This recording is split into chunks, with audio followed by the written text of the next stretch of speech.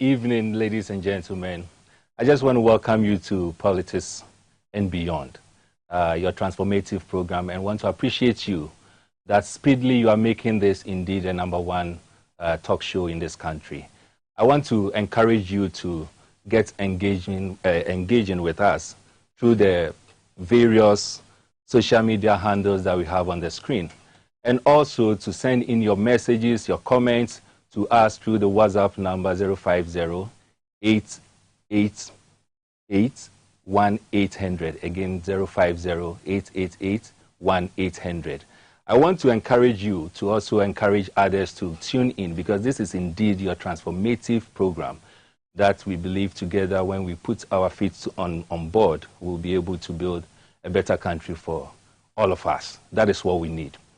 Today we're going to have a conversation, a very interesting conversation, and it's going to be around Ghana's pressing and very, dangerous crisis, if I want to put it that way. And it has to do with Ghana's unemployment youth. And we're going to find out whether or not this unemployed youth we have in this country are indeed our future leaders, or they are just a ticking time bomb. It is important for us to have this conversation, because the future belongs to the youth, and it is important that we secure the future of the youth. And we can never do that if we have a majority of the youth being unemployed. The country's current unemployment situation is such a serious one that can be likened to what we can say it is in an intensive care unit of any hospital.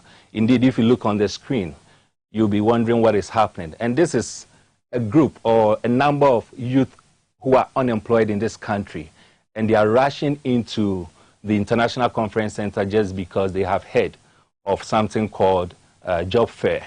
And in the process, a lot of them had to injure themselves. It tells you how desperate the youth of this country are when it comes to they wanting to get employed in a very good employable environment. Now, the high rate and increasing incidence of street hawking, as we have it, and the migration of Ghanaian youth are symptoms of labor market challenges, and also reflects of a high sense of hopelessness in this country. There are a significant number of the youth population that has stayed unemployed continuously for 5 years and even more in this country. Sadly, the situation continues to exacerbate year after year with no hope in sight. And that is the reason why you and I need to make sure that this evening's program goes as wide as possible, because we are going to profess certain solutions that we believe will help each and every one of us. Now, instead of building a country full of opportunities and safety nets for this country, it is becoming so worrying that our leaders are rather building what we call an environment that can best be described as survival of the fittest. And that is not the kind of future we want to have. That is not the kind of future we need to have. And that is why it is important that we go through some of the facts for us to see the realities, what is really happening in this country when we talk of youth unemployment, before we bring in our guest. Look at the first one, and this is a report coming from the World Bank. Now, there's a new World Bank report which is titled Youth Employment Programs in Ghana, Options for Effective Policy Making and Implementation. And if you go through the report, indeed, if you need a report, just scan, put your scan on the bar there, and you can get the report. The report tells us that Ghana is faced with 12% youth unemployment. 12%. It's not. And then it also goes further to even say that more than 50% of the youth are underemployed. Now, that is what it says. You go to our population census, a population and housing census that was done in 2021. It says that more than 1.55 million of Ghanaians who are economically active are out of work. Again, the census tells us that youth unemployment in Ghana has almost tripled in the last 10 years. And this is really a serious report, if you should ask me. Recently, CDD came up with a report on unemployment. And the report tells us that 57% of Ghanaians are unemployed. 57% of Ghanaians are unemployed. it is extremely alarming. You go back to the other one for me, which is so worrying, has to do with the recent, that's the 2022 budget. If you look at the 2022 budget, paragraph 33 of it, it tells us that by estimation, in the year 2024, by 2024, we are going to have an additional 6 million young Ghanaians who will join the labor force. And that will be increasing the percentage of unemployed youth that we have in this country. Look at this. YEA, that is Youth Employment Agency of Ghana, they had a publication. And in the publication, they indicated that 100,000 graduates leave the tertiary institutions of Ghana every year. In other words, they graduate every year. 100,000. Now, out of this 100,000, we have only 10% being able to find jobs. In other words, out of the 100,000, we only have 10,000 that are able to find jobs. What it tells us averagely is that just on the front or at the back of graduates, we have 90,000 unemployed graduates each year, adding up to Ghana's unemployed rate that we have. And this is really, really worrying. You look at the effects of all this, and you may think that these are just figures that, you know, are supposed to be on paper. But the truth of the matter is that these figures really have effect on us. And most of the times it has a negative effect, not just on us as individuals or as citizens, but as a country. It has a significant effect on us. The number one effect, and I have always said that youth unemployment in this country is our number one national security threat. It is not Boko Haram or whatever you may think. For me, youth unemployment in this country is our number one national security threat. And that is why it is important for our National Security Coordinator and others to focus on ensuring that we have policies that will address youth unemployment in this country. Not a single day passes without us recording crimes. And the crimes comes in so many ways. It can be robbery, murder for ritual money, drug, substance abuse, cyber fraud, mobile money fraud. You can just name them. These are all things that are affecting our peace in this country. It also reduces productivity. And in other words, it has a negative effect on our gross domestic product, because majority of the population belonging to the youth bracket are these individuals who do not have employment. And so it affects our productivity. The other thing that it has an effect on, that is the youth unemployment has an effect on, is that it ends up giving or putting the government in a state where it ends up incurring unnecessary and avoidable expenses. And this is something that can really be taken care of. We can use that money for other things in this country. Now, there's less money coming in from taxes.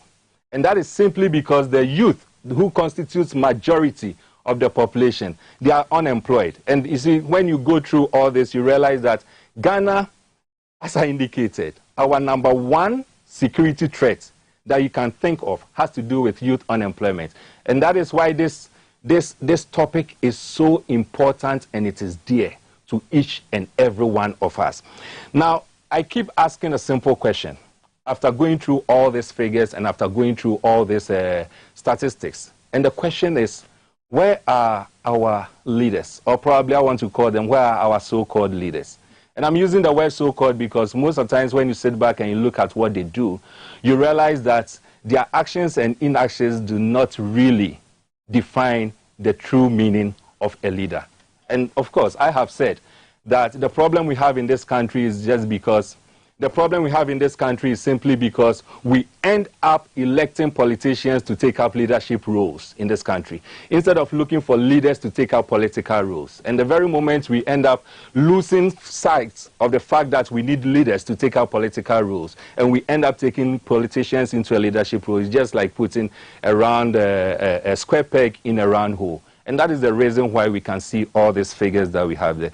Now, the future of our country is really going into waste because our youth, who are supposed to be our future leaders, are rather not able to get employed.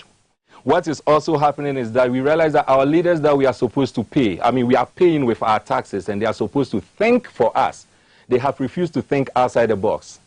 And all that they do is to go in and rather make decisions that is just a very short term. Sometimes it doesn't go beyond a year.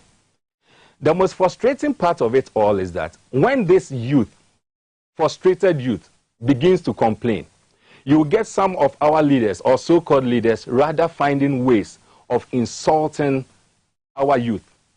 And I'll give you one or two examples. First off is what we have our own roads minister, Mr. Amwakwata.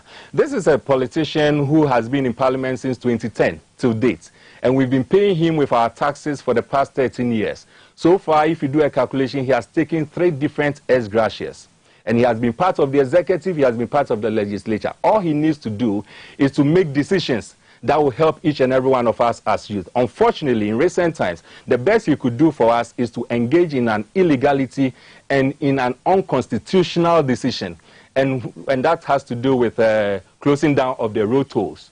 Now, the road tolls, if you care to know, it ended up making over 200 individuals unemployed. And not just individuals, 200 people with disabilities in this country unemployed as a result of his decision. This is a man we call, or who is supposed to be our leader, and he's supposed to lead us by taking decisions that will benefit each and every one of us. And yet, this is the kind of decision he's taking. Another example of a leader that is messing up, and that has to do with Mr. K.T. Hammond. Mr. K.T. Hammond is a person who has been in parliament since 2001. We've been paying him with our taxes for the past 22 years. He has taken 5 different ex gracias. If he should end up 2024, what it means is that after 2024, he's going to take another ex gratia, and that will be the 5th one. This man has been part of the executive, he has been part of the legislature. And yet, with all this that we are doing for him, his basic role is to make decisions for us. He has rather decided to contribute to the mess that we have through the statistics that we went through. And when the youth are complaining, he rather insult the intelligence of the youth by telling the youth that they are not intelligent enough, and that is why they are complaining. Last but not the least is Mr. Osechi Mensah Bonsu. He's supposed to be, or indeed not supposed to be, he is the majority leader. He is also a minister.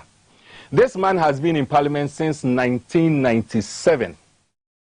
We have been paying this man consistently for the past 26 years using you and I, our taxes.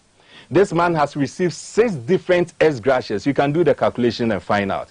He has been part of the executive. He has been part of the legislative arm of government. All he needs to do with all the investments we are putting in him, all he needs to do, and the requirement is that he's supposed to think outside the box. Yet this man has been part of this mess over this past period, the mess in terms of the statistics that we've gone through. He has been part of it. And when the youth decided to complain, the best response he could give to the youth is that the youth of this country are lazy. These are the kind of leaders we are having. And I ask myself, where are the so-called leaders that we have in this country? Just think about it for a minute. As we take a short commercial break, and when we come back, we'll zoom in right into the conversation with our esteemed guest. Stay tuned.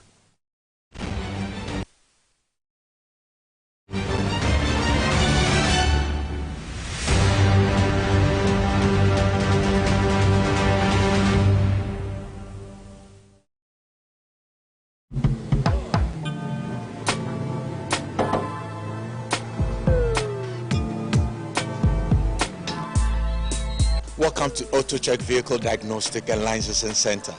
I hear my car can be checked here without going to Accra. Sure.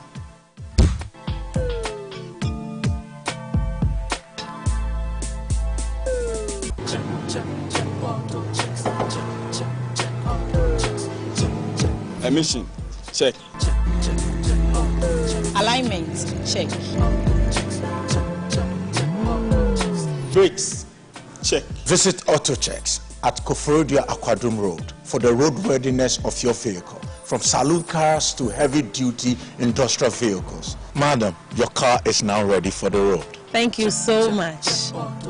AutoChecks, check. AutoChecks, your safety, our priority. Check, AutoChecks.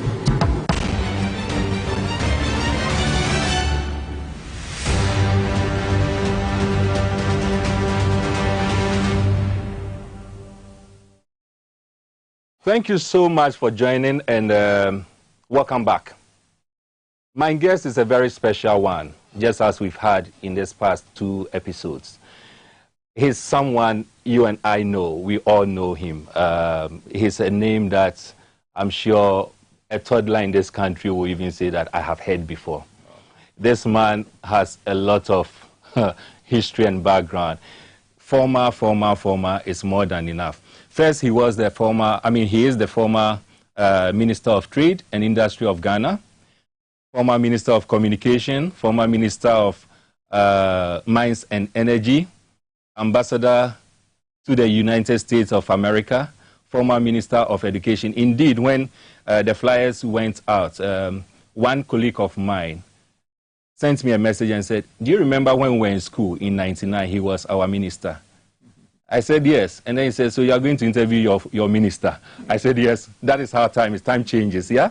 Now, he is also the chairman of the African Education Trust Fund, and he is the chairman of AB, CD, and E, an organization that is doing so well when it comes to matters of the youth in this country. This is no other person than Dr. Spielgabra. Doc, welcome. Welcome. Good evening. Good evening. And I'm so happy to have you. Thank you so happy much. To be hosting you. It's a pleasure.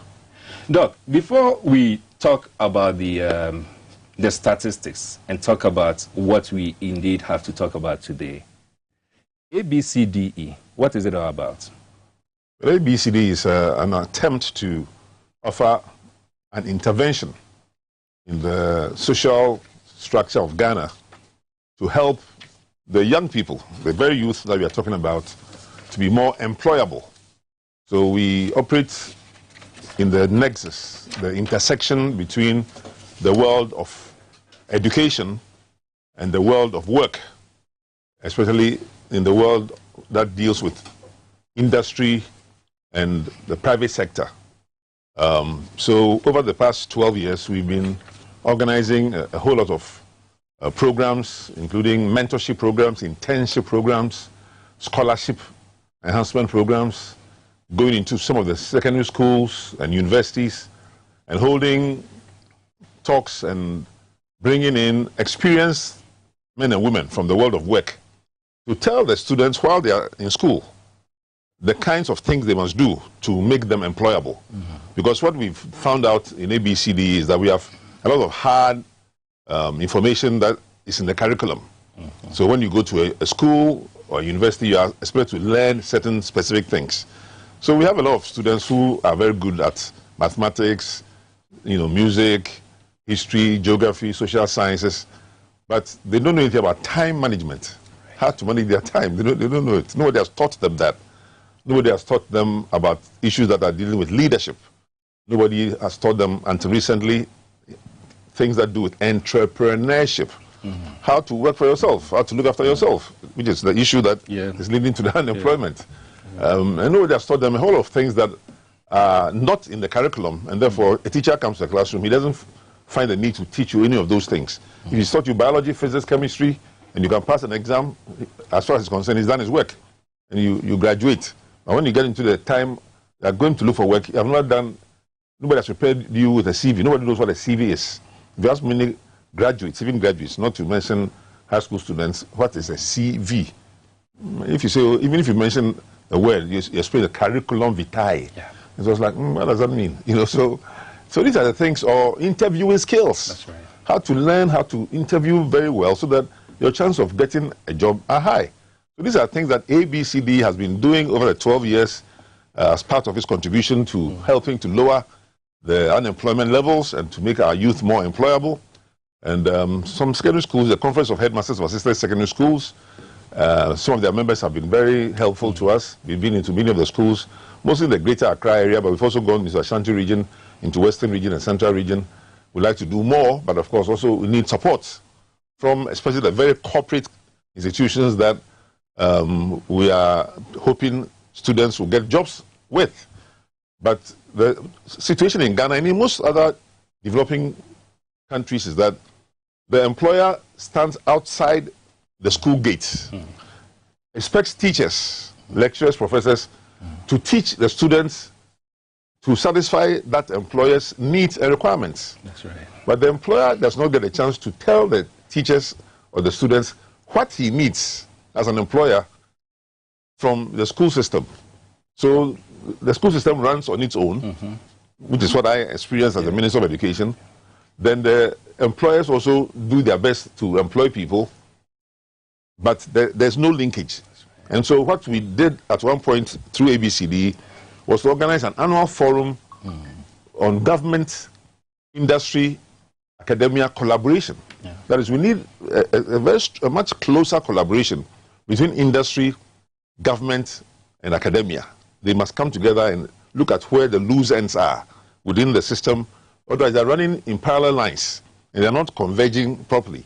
And the output and the products that are coming out of the universities are, in some cases, as you're just reading through the statistics, not as employable. Right. And even when they are employed, they're not as productive as they should be. And as you've also indicated, the chances are that if you are not employed within the first 1 year of graduation, your chances of getting employed much later becomes lower and lower as more students also also graduating. Yeah. And so the better students, or the best of them, or if people believe in connection and whatever, are those that get employed, and then anyone else is struggling.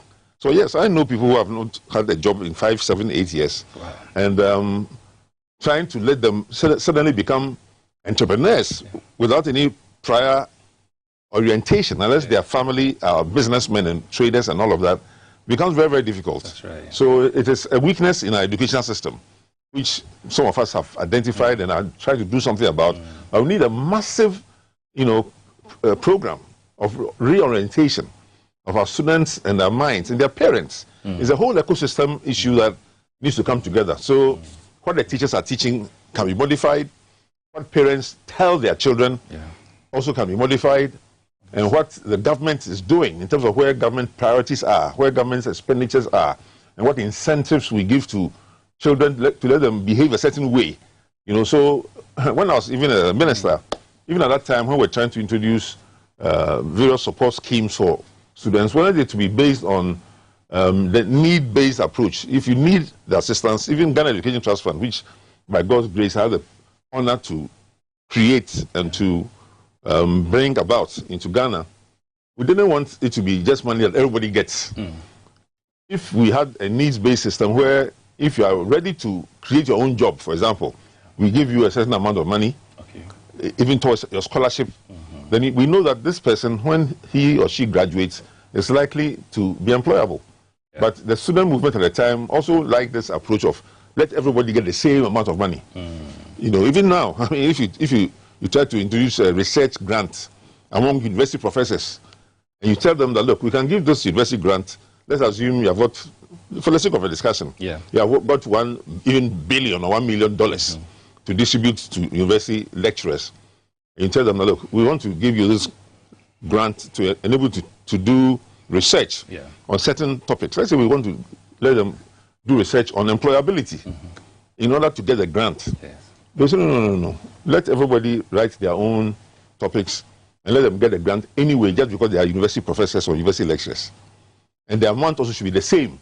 They don't want you to distinguish or differentiate between a lecturer who designs a research subject that is more relevant to the economy, and therefore who gets X% higher than another person whose research topic is not so relevant. That's right. They want the socialist approach where everybody gets the same, and that then reduces the quality of the output for the whole country.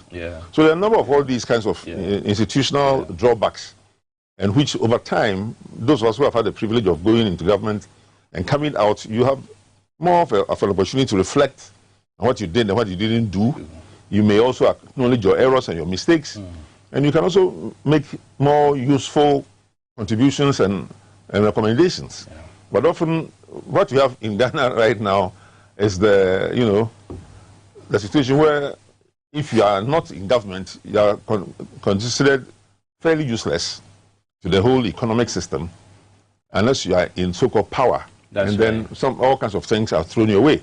But if you are not a public officer, you are not a government official, you are not a politician with the ruling party, whichever party it is, then you are deemed to be of no value. Of no value. So that's one of the weaknesses of our whole governance system. That's right. Completely, because a person's value should not be related to whether his party is in power or not. But that's how we are running our Unfortunately, that's how. That's why I indicated earlier on that we are running or building a system that can best be described as survival of the fittest. Correct. So if you are not strong enough, you don't know anyone enough, Correct. your political party is not in power, then you are not a Ghanaian enough. You know, in your submission, something came up which was very, very profound, and throughout the research that we did, we saw it. That among the unemployed youth in this country, majority of them are those that can be described as the graduates. So we have graduate unemployed youth to be more than any other part of the group of the category of the youth unemployment. Now it brings into mind a question. If graduates or people are leaving school, becoming unemployed, to the extent that some even finishes their first degree because they are not getting job, they are forced to go and do second degree, they are not having job, they are forced to go and do their PhD, and it is even worsening.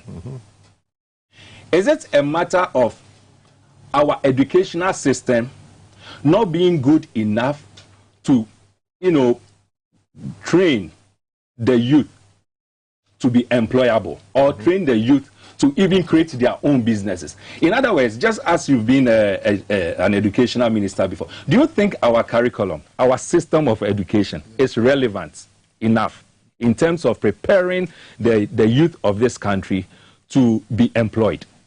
It is absolutely not enough, and in many cases not as relevant.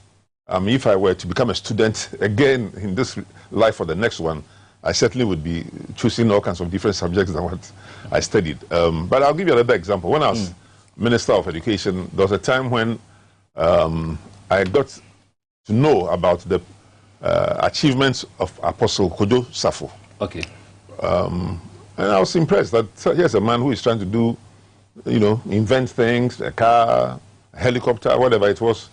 I was quite impressed, and I went and said somewhere that, Apostle Kojo Safo should actually be qualified to be a member of the University of Science and Technology Council, where he could give advice to the university authorities on various courses that would help the university to make the students more practical oriented and therefore more employable.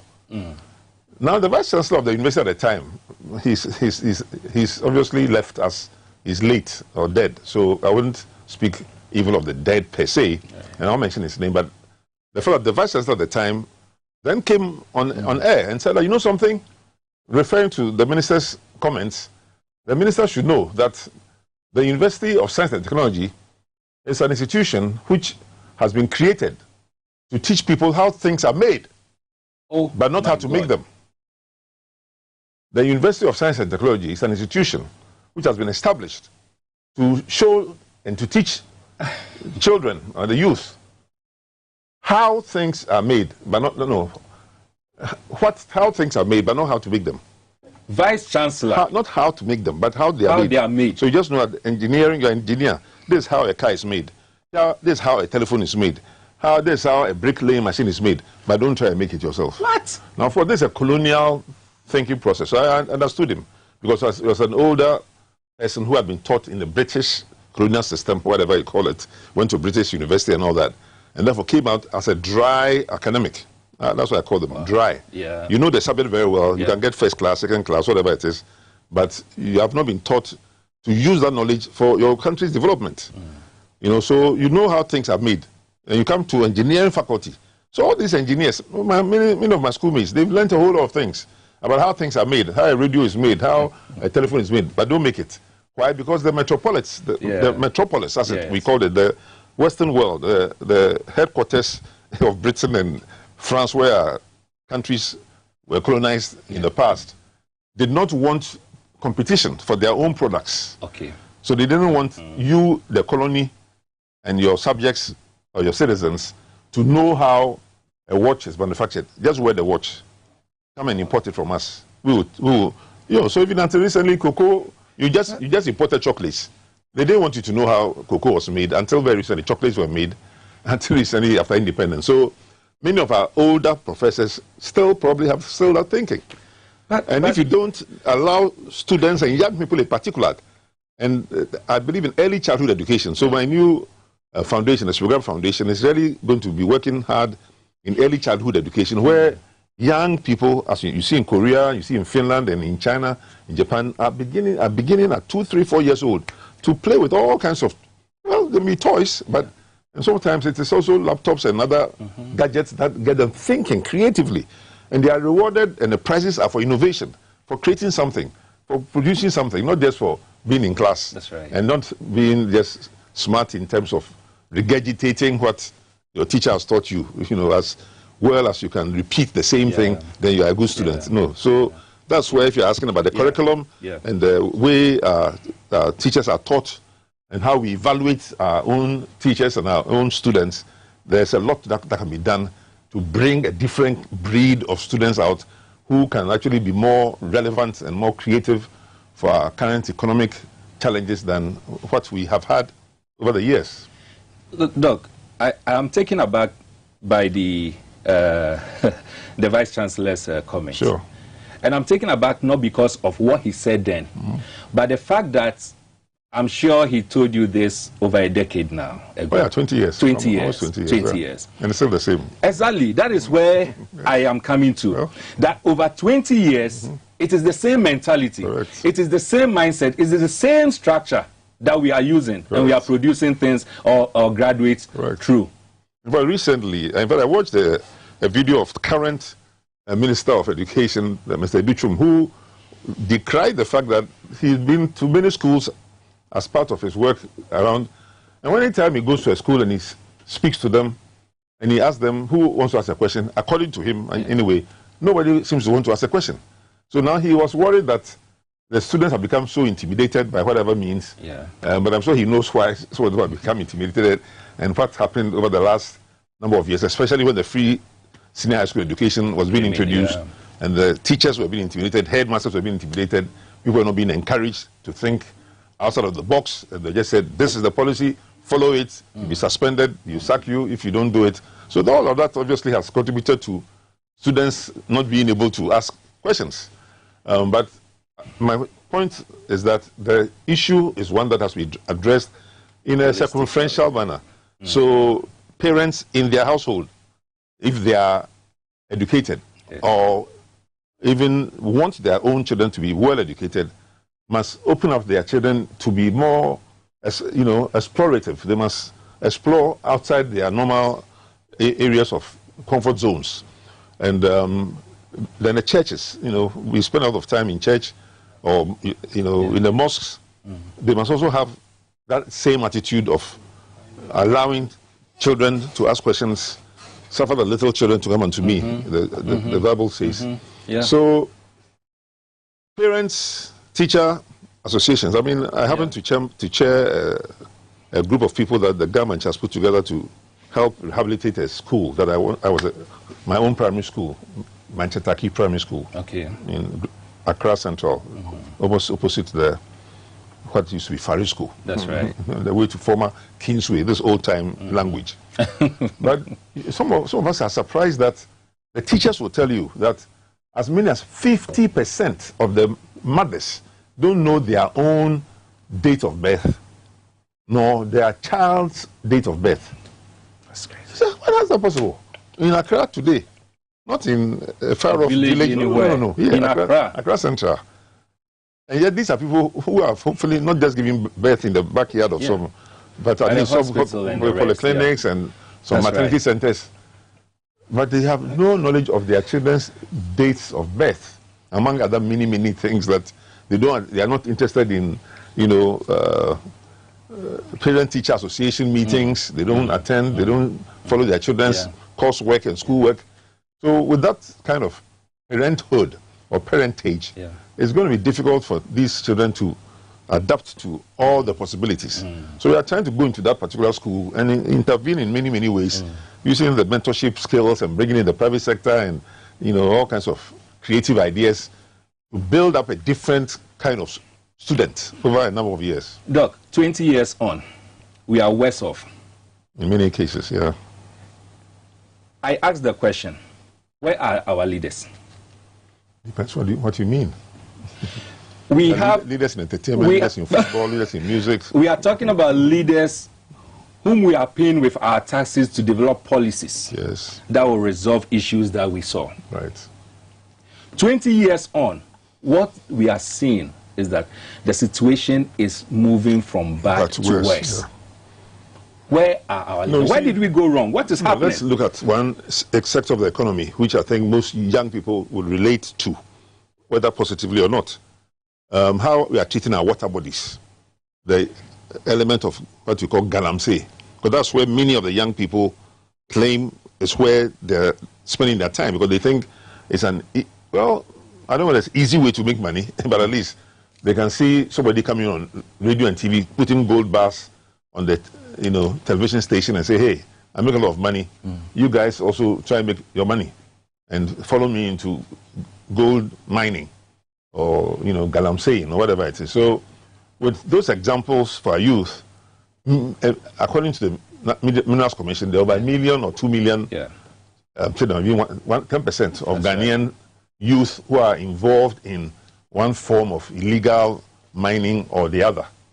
And that is a group that we want to rescue. Not only do we want to rescue our water bodies from this illegal mining, but our forests, which are also being denuded of trees, because forest reserves have been suddenly opened up to illegal mining. So it is a national culture of greed that is leading to this particular attitude to life. It is trying to make money at all costs. Because why would you read in a newspaper article where I think 2 boys, you can correct me, I don't think they're even teenagers, but they're involved in a murder of one of their own colleagues. In order for ritual something. Money ritual, that's right. No, I mean, what teenagers even, assuming they were even 12 and 15 and 16, what are they doing with trying to do ritual money? What kind of money are they trying to earn at that age as teenagers? Not as traders. Systemic failure. No, I mean, you have to kill a fellow human being who one of your own colleagues. 2, 3 of them conspire and kill in order to make money. Then even the fact that it's not guaranteed. You're going to some fake, money doubler. Money doubler, you will not get the money. No. Aside the motivation. That's right. Among all other things, it is also largely because of the kind of role models that are being portrayed to them. So you have a country where, for instance, a member of parliament who is supposed to be a role model in his constituency comes out boldly to say that I have stocked dollars. And I'm going to use that money to win my next primaries. That's true. What are we communicating to these young ones? That money answers everything, and that is what it is. That is true. But yes, moving on, it is clear for me, as I have said, and you have confirmed it, if I may say it that way, that our leaders who are supposed to develop policies for us, they have failed us absolutely. They have totally failed us. How does the private sector helps in reducing youth unemployment? Well, I mean, the future of Ghana's economy obviously has to be in the private sector, simply because government can only produce so much. In fact, the total number of government employees does not exceed 1 million. In any criteria you use. I mean, full-time employees in the public service, I think somewhere near 800,000. And if you allow for some consultants and other little kind of businesses around that area, total public sector employment does not exceed 1 million people. And yet, you have 30 million Ghanaians, of which at least 20 million will be of, employability age. So that's where that, 1 to 10, 1 to 20 ratio comes in. So if, not talking about even graduates, you're talking about just ordinary Ghanaians, you're looking at about a 1 to 20 ratio of those who are potentially employable, since you have a youthful population and those who have a job. So those are very stark realities. So obviously, while the economy itself has its difficulties and is, trying to not break the age, but break the loose bonds of the debt crisis and other crises in the banking sector and all kinds of sectors that have bedeviled Ghana's economy. The creative juices of Ghanaians must certainly be rolled out in the private sector through creative employment. So now it's got to a point where people must begin by looking at what natural talents they have. That's right. And fortunately for them, the youth in particular, people who have natural talents actually are the ones who can easily activate those natural talents and cash out through any kind of role. So if you know how to sing, if you know how to play football, you know how to play any other sports, you know how to act, you know how to draw, you know how to paint, you know how to sew. These natural talents, or things that should not take too much time to train and be effective in, are the areas that you can quickly create a job for yourself. So cooking, a lot of people are, cooking, baking, things on their heads, trading. And those are initial areas that almost any young person can go into to make sure that they get a job. But of course, most people tend to think that a good job is a formal job sitting behind an office wearing maybe a tie and a white shirt and hopefully being called a pillar of society.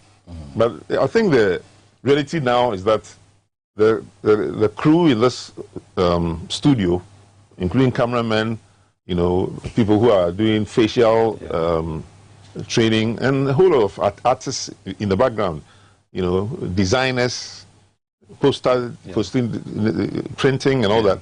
Those areas are the ones that I think young people can get jobs in much faster. But of course, now that we have 3D printing and artificial intelligence and coding and other fourth industrial revolution type work that is coming up, we will encourage as many children as possible to also go into those areas, and that's partly why we at ABCD have produced this directory of scholarships and financial assistance. Over the last 10 years, we have been producing this separate editions of them, where anybody who looks through the directory will find, opportunities that are being offered to them by the public sector, by corporate Ghana, by chiefs and opinion leaders. All kinds of companies have various scholarship schemes in here. And of course, the Ghana government also has this scholarship schemes through the Ghana Education Trust Fund and the Students' Loan Scheme program, and then all the private sector companies. A lot of private sectors, I won't mention any of them first, because they haven't been paid by anybody to come and promote their particular organization. I agree. But there are many corporate entities here, in the mining sector, in the financial institutions, and manufacturing and all that. And of course, embassies. Almost all the foreign embassies have various scholarship schemes which allow you to get a scholarship. And the biggest scholarship in this directory is as much as 50 to 100,000 for one person for 1 year. Doc, before we go for commercial break, a quick one. Where will we get copies of this book if anyone wants to be guided by its content? Well, there's a website that I believe we can publicize later in this program. Right. But it is the Africa Business Center for Development Education, ABCDE, which has produced this directory. And you can get it at info@GDSFA, that is Ghana Directory of Scholarship and Financial Assistance online.com. GDFSA online.com. Very well. Info@. We'll mention we'll mention it again before we end this program, so that you can have you can take your time and then go through the website and then get access to it. But we'll be going for a quick commercial break. When we come back, there are a number of questions and comments that has come from our viewers. We'll try and go through some of them. And then the final question, which obviously we will not be able to conclude this program without, is what must the unemployed youth do? But that will be the final questions. Viewers, let's go for a commercial break. And then when we come back, we'll continue with this transformative agenda.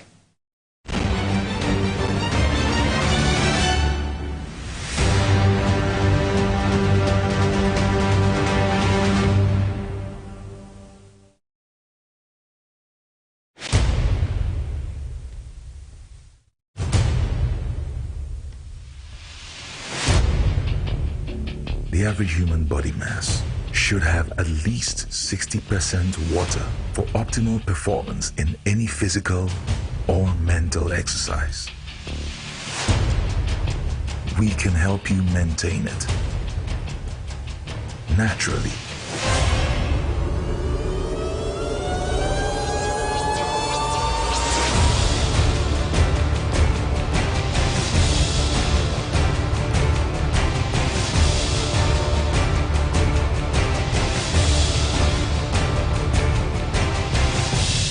X Natural Mineral Water. Simply natural.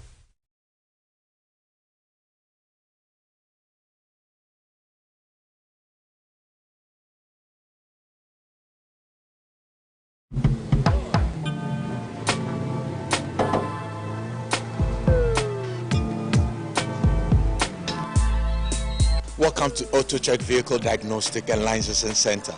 I hear my car can be checked here without going to Accra. Sure.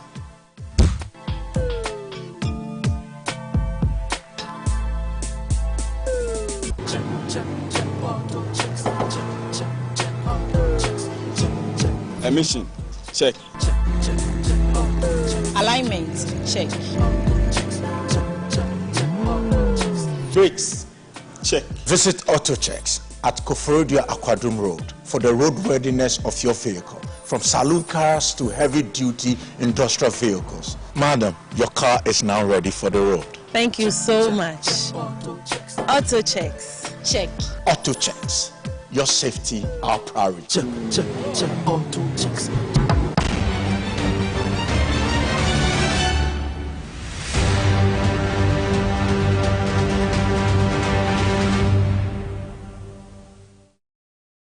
Back, and thank you so much for your comments and your messages.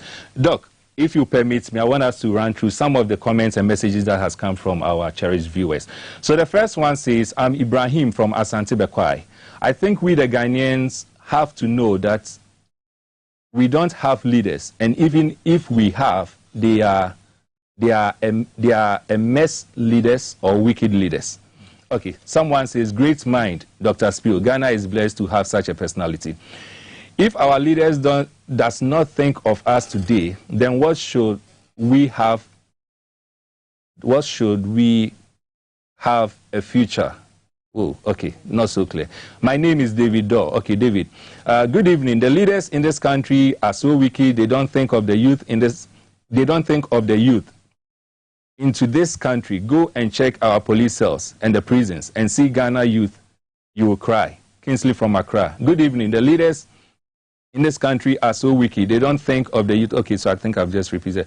Hello, Mr. Host. I really enjoyed your analysis and even Mr. Echo's English. Anyway, you will really enjoy. Doc, you are an Akora, right? Oh, no wonder. Okay, God's grace. That's okay. So you understand. You understand. Does everybody know what an Akora is? Okay, so I know students of Achimota. That is true. Okay, so you understand why. He will give me his number, but we are praying for the success of. Okay, this is Osman from Kintampo. Hi, please. I am Dirasi. Please, can you ask Dr. Spiel about how one can join and learn from the ABCD? Very okay. Good. Mm-hmm. Good evening. My name is Kumbate Solomon. Watching you live from Odoko, I salute the Honorable Dr. Spiel Gabra. Okay. The Minister of Education last 2 months launched a project worth $14.3 million to improve access to education in low-cost private schools. How far with that? Can you please give us an update on it? This is from Collins, Elikim. Well, I cannot give an update, but I'm sure maybe the former Minister of Education may be able to give an update. But that is it. Good evening. Thanks for the good work that you are doing. I think one of the ways of solving our unemployment problem is what former President Mahama has promised to implement when he assumes power 2025, the running of 24 hours economy. Correct. Thank you. My name is Osei Bonsu Ato Plants from Kwewu. It's always good listening to Dr. Spiel Gabra. He always inspires the youth. Good evening, Mr. Wilson. This is real taking bomb. because you see most of our leaders don't care about us, especially this Akufo-Addo government. Go to the harbor and see how much money they are taking. I heard Baumia saying he has vision after 2024. Okay, I can't go further. I am, maybe let me just, oh my goodness. Thank you so much for this educative program. Please, how can I get in touch with Doctor? We operate a very big NGO where we always get, gather and sponsor young people. I would like Doctor to grace one of our programs. Likewise, have MOU with ABCD. Okay, good. That's fine. So when you are done, you bring, that's fine. So Honorable Spio is very intelligent, and this country must use him before it's too late. From Bashiru. Okay, then, Doc, there's one message coming from Nana Jan Apenting, my own uncle. I'm happy Nana is doing this viewing. Doc, Nana says I should extend his greetings to you. Very good friend. And then maybe let me just take the last one or two so that we come in, because it looks like there are lots here. Okay, it looks like I'm missing it. Okay. I agree with Doc. The role of the educational system in addressing unemployment is crucial. It's important to ensure that our educational system effectively prepares young people for the job market. Improving the grooming and skills development aspects of education can help equip students with the necessary knowledge and abilities to succeed in their chosen career. The other one says, have you thought of the fact that some youth have high salary expectations based on their qualifications? They aspire for better financial opportunities and want to be rewarded for their skills and qualifications. Forgetting it's important for them to explore other options and consider factors like gaining experience, building a strong foundations, and the rest. The final one. These are all factors contributing to unemployment in the country, and not 100% government. And not 100% government's responsibility. We all play a role when it comes to unemployment in the country. This is coming from Eunice, from Nungua. Thank you very much. If we have time, we'll come back to you. You can continue sending in your messages and your comments. But Doc, these are some of the comments that has come. I don't know which of them you want to No, I think the most interesting one is the proposal by former president and future president, President Mahama, to have a 24-hour economy. And I mean, not everybody understands what a 24-hour economy is. But as far back as the 1970s and 80s, when I used to work in New York City, even at that time, 30, 40 years ago, some of the biggest law firms, architectural firms, and other services companies were running a 24-hour economy where they employed some of their own staff for 8-hour shifts at a time. So, especially in the evening, at night, where there isn't much happening, you can find law firms that have, people, architecture, people who are designing, because their designs are going to go across town, across to Japan or to Korea or somewhere, then in the morning. And then they also will respond with some other design issues. So the kind of collaborative platforms that were being created even at that time, which allowed for various kinds of social services to be rendered, not only when everybody is rushing to town. So if you imagine the amount of traffic that comes into Accra on a given day, and if you just broke it down into 3 different groups, so not everybody has to rush at the same time to the same locations for work, and certain companies are incentivized to work at certain different hours of the night, and then transportation also would be arranged, and that allows for a 24-hour economy. That's right. So you find that the roads are empty at night, but then that's when some other kinds of workers are going to work.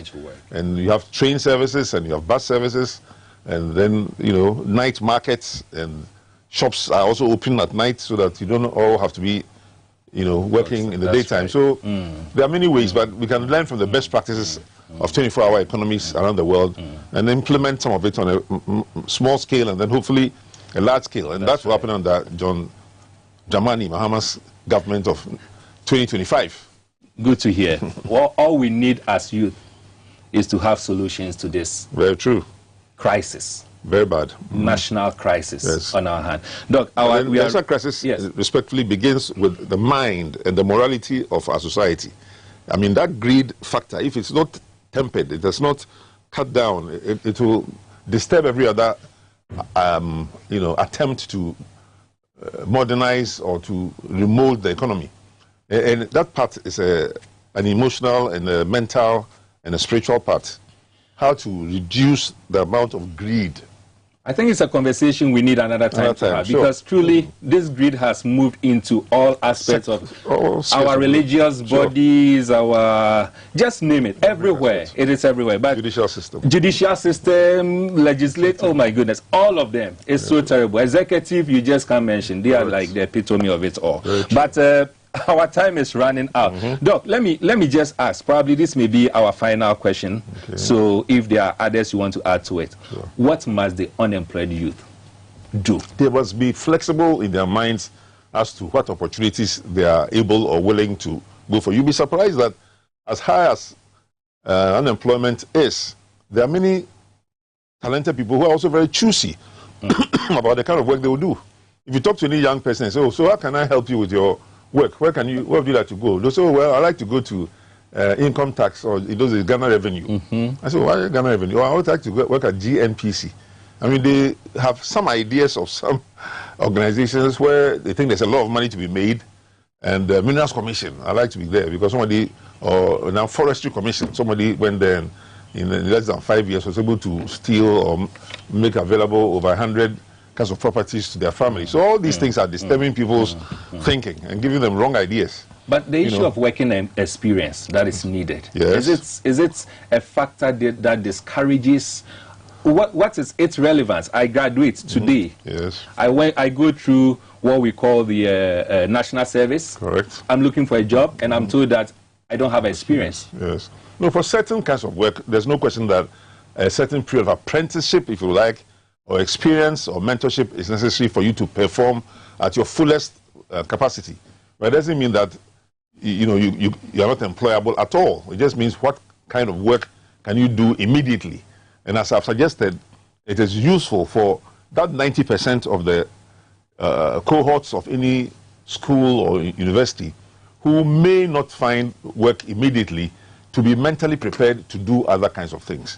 And as I've said, if you start in the easiest way, look at your personal talents. What has God blessed you with? And God has blessed all of us differently. If you're just good at memorizing things, and therefore you can get into the arts and drama and regurgitate speeches, and that's somebody's area of work. You can be a writer. Even you can. I just thought of telling one of my own family members to package a lot of their emails and WhatsApp. This person produces so much, emails. And I say, but all these emails you are producing, it can be in a book if you just edited it a certain way. So as gardening, people are good at flower.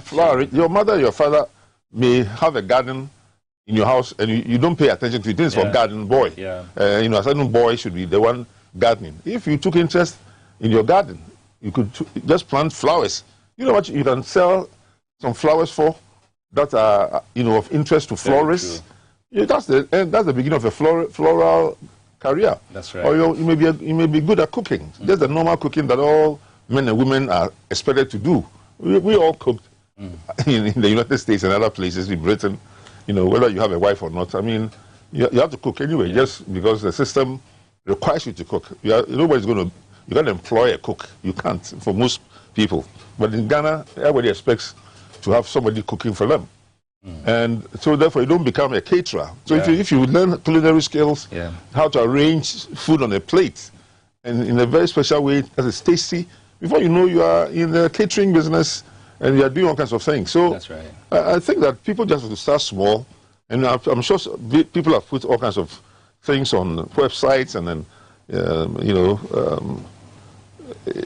various social media platforms about how to become this, how to become that, which are all employability skills development initiatives. And I would hope that young people can not just use social media for conversation and for joking and sharing photographs. I mean, the worst part of things, people just, half the time, somebody has changed hair, usually hair, photograph. Okay, but if you like photographs, then take photography. Use photography skills and social media skills and do something about it, and create an employment revenue stream out of that. There's one person, I was done with the messages, but there's one that really got my attention. Please, if you may advise him. This program stands out. It is timely. Thank you. I am also a victim of stranded graduates who graduated since 2014. Oof, wow. I have a very creative talent, which is equally equated to Dr. Apostle Kwejosafo. Okay. I have tried several times to get scholarship to pursue school outside after all employment fails. But bank statement has been a hindrance to date. I need an advice. Well, I don't know what the bank statement will be. I don't know which country he wants to go that is requiring a bank statement. Maybe a guarantee of some kind. But it's really a matter of the country. The message is not. It's not clear. It's not clear enough for us to be helpful to exactly. it. I suggest that if you are interested in this particular message, then go behind after the Very course. well. Send me some information about the person, and we can have a chat. A chat on it. And I can mentor him, privately, which I do normally, routinely, anyway, almost every day, to all kinds of people I know and I don't know, people I don't know at all. Add to it that you do that to me also. well. He does. He mentors me. Among the thousands of mentors I have privilege to have, he's one of them. Thank you. Well, so I unfortunately this is what time will bring us to, and then I believe we've had an extensive conversation, even though it has been very short in terms of time. We also have to be afraid of the downside part of the Sakawa and the risky behavior of youth, which out of desperation, whether they are trying to go across the Mediterranean and they are going to drown in the sea, crossing the Sahara Desert, there are a lot of, and being, what do you call it, recruited by Boko Haram and other kinds of terrorists and all that. So there's a lot of... Doc, that is why I keep mentioning that Ghana's #1 national security threat is the youth unemployment. That is true. Look, there's a place around Jowulu or so. When you go there in the morning and you see the queue, youth. I think there's Transfer Office of Migration. Yes, migration. It is so terrible. I was there this morning. Yeah. It's so terrible, Doc. They're going to go somewhere. Yes, everyone wants to move out. Yes. And so when they are not able to get through the right channel, then they decided to use, they will decide to use other means, and they end up exposing themselves to a lot of harm. And it's affecting all of us. If this is indeed our youth who are supposed to be our future leaders, for Christ's sake, we need to protect them. If not, what kind of future are we putting? What kind of future are we having? Anyway, so guests, viewers, I want to thank each and every one of you. The messages are still coming, but I promise you that this will not be the end of this particular topic. I'm sure we'll have a conversation again with Dr. Spew, and he will make time for us, because he's one person who is so passionate when it comes to matters of the youth. And so I'm very sure on this particular matter we'll surely bring him again. Doc, thank you so much. Thank you. It is such a privilege and an honor. We've learned so much from you, and I'm sure in the very near future we'll be having the privilege of having you here again. I want to use this moment to the team of Politics and Beyond want to give in advance a happy birthday wish to one of our ambassadors of this show, that's Politics and Beyond. And I'm talking about Abdul Mumin Shamima, who lives at Lejokuku in Teshi. This woman is more than an ambassador. So Abdul Mumin, on behalf of the team, we want to wish you a happy birthday in advance. It's going to fall on this coming Wednesday. Enjoy your birthday. We all love you, and we are proud of what you do. The next episode, that is next week, we are going to have what we call a time with the viewers. This is going to be an interesting one, as it has always been. The guest will be you, the viewer. And so make time. We are going to discuss interesting topics and interesting things that affect you. Just make time. Next week episode is going to be an interesting one, because you will be the guest. I want to also thank the sponsor of my wardrobe, as I always say, This Clothing. This Clothing is located at Dome Pillar 2. And This Clothing's number that you can reach her on, or you can reach them on, is 0244 999 113. 0244 999 113. I keep telling you that if you have any occasion in mind, the best place to be or to contact is this clothing, because they will make sure that you look so good and you feel so good. Finally, let me also say it again. That's job creation. That's right. And I must also add that this clothing is headed by a very young person, an entrepreneur. I'm sure. Yes, she's just around her 30s or so. There you go. And she's been able to employ some few individuals. That's and she's doing a great work. So this clothing, kudos to you. Now, as you know, such products of creativity have a global marketplace. A dress made in Ghana can be sold everywhere and anywhere. Thousands of places outside of Ghana. Exactly. So that's why it is so important that the youth grab onto the globalization agenda. That's right. The digitalization agenda. Right. And the fact that you can market yourself. That's right. Again, if you want to have access to the content of this book, just visit the website www.jdsj, J for God, D for dog, S for Samuel, FA. So it is gdsfaonline.com. I repeat, gdsfaonline.com. I just want to say thank you so much. And Doc, thank you once more. Thank you too. We meet next week. Very good. Pleasure.